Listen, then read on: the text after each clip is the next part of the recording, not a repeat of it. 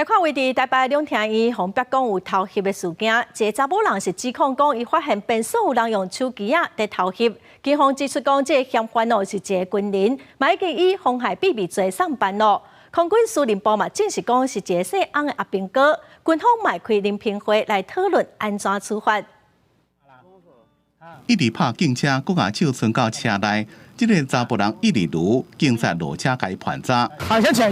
这个查甫人双手扣手铐，警方甲人抓起来。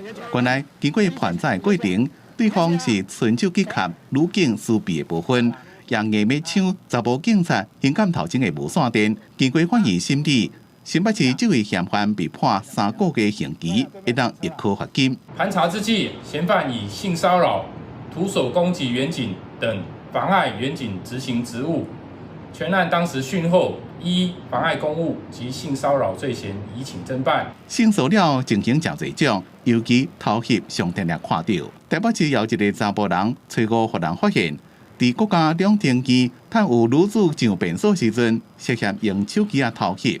警方接到报案了，追查嫌犯，一直入到空军的上级部。本来就会有警觉啦，那看到这件事情，只是在提醒会更注意一点，因为有时候警觉性会松懈一下这样。涉案这个查甫人是姓汪的现役军人，警方参考伊作案的手机依照妨碍性运输，一个偷翕影像等罪嫌判查。军方证实，因为涉及到偷翕，将会开临评会听诉。